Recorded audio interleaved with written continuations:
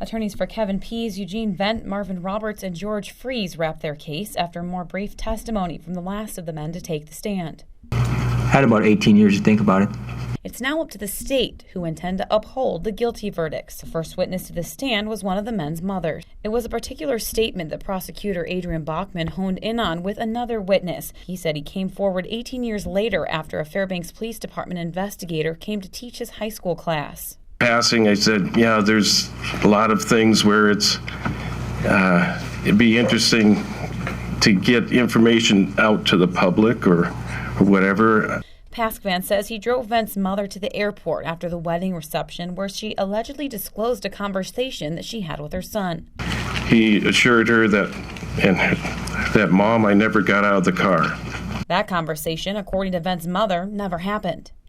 Eugene told you, Mom, I never got out of the car. No, ma'am, because I never spoke to him. During cross-examination, Paskvan admitted to conversations with FPD investigators in which he criticized the Fairbanks Four. Could have been something that I made as a statement.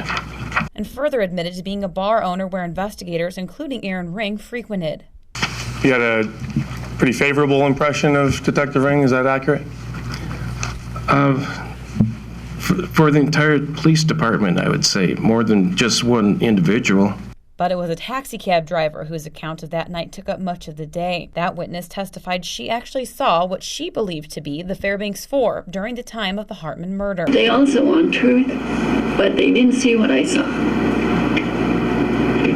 They don't have those memories plaguing them that this needs to come out, you know? Though Marvin Roberts, convicted of being the driver, drove a blue 2-door car, she described a beige 4-door car, but swore it was Marvin and Kevin Pease that she saw that night. They think that those boys are innocent, and they're fighting for that without knowing whether they are innocent or not.